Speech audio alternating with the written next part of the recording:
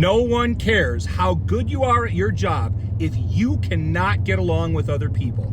I don't know why we still have this issue in 2025 of high-performing jerks, or why companies continue to let it happen, but it needs to stop. You can be a decent human being who treats other people with respect and is good at your job all at once. They are not separate entities or things that need to combat with each other in any way.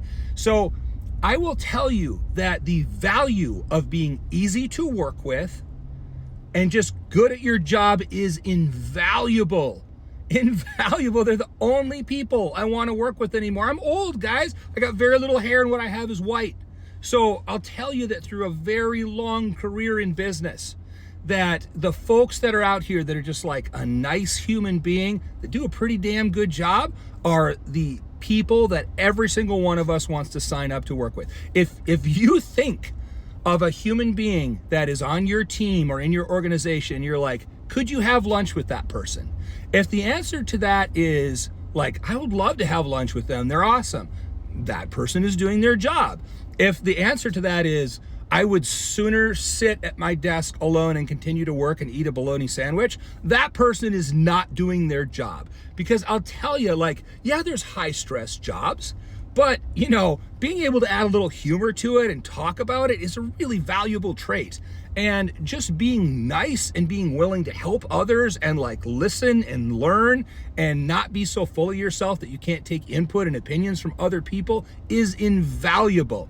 And so I'll tell you anymore, I interview still hundreds of people a year, guys. I've been a hiring manager as long as I can remember. I've been in my field for over 25 years now.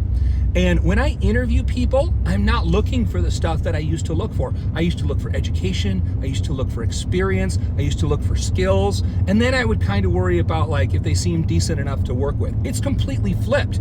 First of all, experience doesn't mean that much to me anymore, because if people can have the wrong type of experience, they can be completely dug in on their opinions and unwilling to learn or do things the way that my organization does them because they did them at this organization before and that's all they know or all they're willing to learn.